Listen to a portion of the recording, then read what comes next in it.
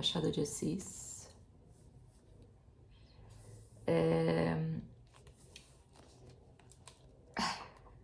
Esse livro é maravilhoso. Esse livro não foi o que eu tava esperando. Como eu já falei acho que no meu primeiro vídeo, eu falei um pouquinho sobre esse livro, mas eu vim trazer uma resenha, análise do As You Will. Um pouco mais extensa hoje. Como eu ia dizendo, esse livro não foi o que eu tava esperando. Eu tava esperando não gostar tanto dele, na verdade. No começo, eu tava esperando que Memórias Póstumas de Brás Cubas ia ser muito melhor, porque eu gosto muito de Memórias Póstumas. Mas esse livro me surpreendeu muito pra bem, pra melhor. Então vamos lá, sobre o que fala Dom Casmurro. Dom Casmurro é um livro que cai em vestibulares e ele é um livro escrito pelo Machado de Assis. Foi escrito em 1880, 1890. Eu tenho essa edição da Martin Claret, que eu achei linda, inclusive eu achei bem fácil de ler, bem maleável, bem gostosinha de ler por ela. Mas eu indico mais os livros da editora Penguin, que quem traz para o Brasil é a Companhia das Letras, então é a Penguin Clássicos. Então, se eu fosse dizer para você comprar um livro, eu diria para você comprar a versão da Penguin, ou procurar num sebo. Os da LPM também são muito bons. Então vamos lá, sobre o que fala Dom Casmurro. Dom Casmurro vai contar a história do Bento Santiago, que é apelidado de Bentinho. E eu acho que muita gente sabe, né? É uma história bastante popular. Bento Santiago, então, é um garoto na faixa dos 15 anos que não quer ser padre, mas a mãe dele fez um juramento que ela iria torná-lo padre. Porque quando ela tava carregando esse bebê, ela tinha tentado ter filho muito, muito antes, muitas vezes e não deu certo. Então ela fez essa promessa que se ela tivesse um filho, se o filho dela nascesse saudável, ela iria tornar esse filho padre. E então ela tem essa promessa muito antiga, e aí Bentinho chegou na faixa dos 15, 16 anos, que é quando os meninos que são padres são enviados para o seminário. Então, chegou esse momento aí de ir pro seminário, chegou esse momento aí de muitas frustrações, porque ele não quer ir. E por que ele não quer ir? Porque ele tem uma namoradinha ficante. Como se chamava ficante no século XIX, gente? Ele tem um quase algo com uma menina que se chama Capitu. E, na verdade, é Capitolina o nome dela. Ela também tem um apelido, né? Ela é conhecida como Capitu e referida como Capitu ao longo do livro inteiro. É a personagem feminina mais conhecida do Machado de Assis. Talvez a mais polêmica. E a questão é que ele não quer ir pro seminário, porque ele tem essa namoradinha que chama Capitu e ele não quer ir, e ela também fica, conversa com a sua mãe, dá um migué pra você não precisar ir, e coisa e tal. Então eles estão nesse drama, eles passam mais ou menos metade do livro nesse drama de vou para o seminário ou não vou. Acontece que o Bentinho no seminário ele faz um amigo, e esse amigo se chama Escobar. E aí esse amigo do Bentinho, ele sente muitas coisas conflituosas em relação a esse amigo, porque esse amigo, de muitas formas, é algo que o Bentinho gostaria de ser. Ele olha muito pro Escobar, tipo, de uma forma que...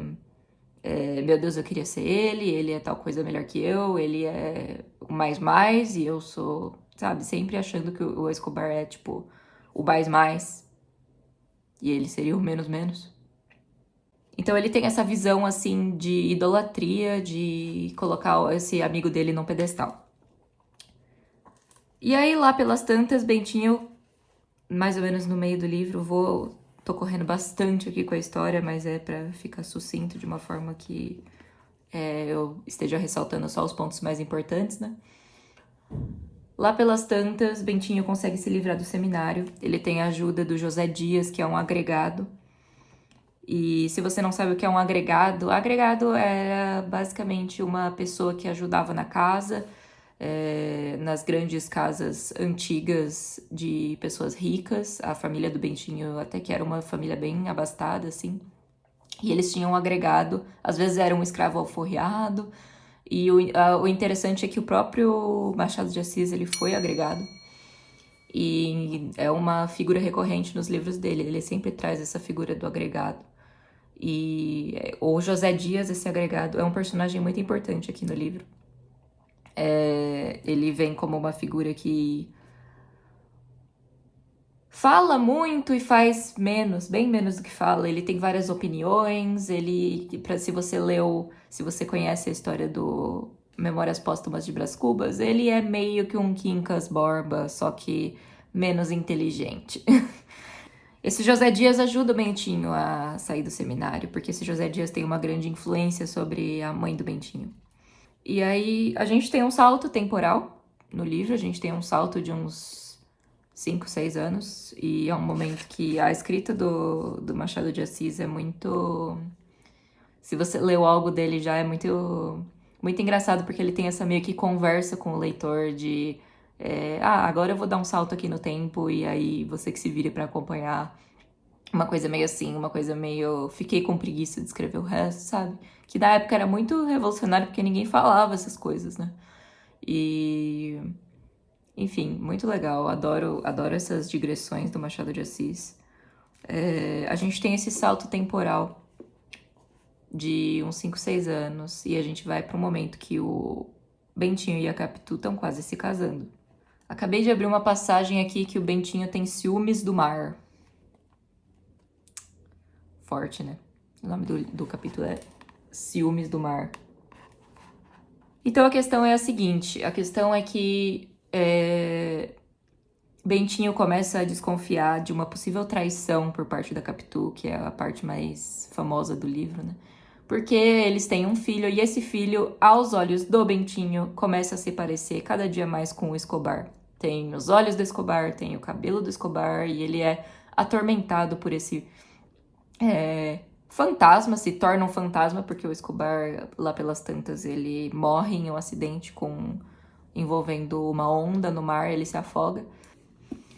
Mesmo depois de morto, ele continua a desconfiar muito que o amigo dele é o pai do filho dele.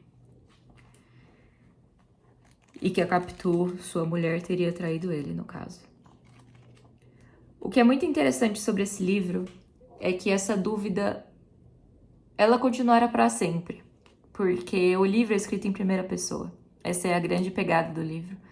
O livro é escrito em primeira pessoa, então não tem como a gente saber se a Capitu realmente traiu ele ou não. Bentinho, lá pelas tantas, assim, começa a desconfiar de tudo, começa a desconfiar até do vento, tem ciúmes de tudo, então você começa a desconfiar muito desse narrador que tá te contando. Não só ele está desconfiando da Capitu, enquanto você tá desconfiando desse narrador que tá te contando a história. Porque o quanto dá pra você confiar nesse narrador, né? É um narrador em primeira pessoa, ele tá te contando, querendo te convencer de que a Capitu traiu ele. Então, acho interessantíssima essa técnica que o Machado de Assis usa, porque é realmente isso. Se fosse um livro em terceira pessoa, a gente saberia a resposta. E como é em primeira, essa é a grande sacada, essa é a grande pergunta que permanece aí, que continua atravessando gerações. Existe um livro chamado Por que Ler os Clássicos, do Ítalo Calvino. E nesse livro ele diz que um clássico nada mais é do que um livro que nunca termina de dizer o que tem a dizer. Isso é uma coisa que a gente refere muito de volta a esse estudioso na Faculdade de Letras, porque é realmente isso. E a gente consegue ver isso no Dom Casmurro dia após dia, quanto mais esse livro continua sendo mais e mais lido, ultimamente até mais célebre do que Memórias Póstumas. E é isso que a gente vê acontecer com esse livro, basicamente. Então é isso, eu espero que vocês tenham gostado. Foi um vídeo um pouco mais curto, mas acho que abrangiu a grande questão principal do livro. E tô aqui disponível para sanar possíveis dúvidas. E é isso. Até a próxima!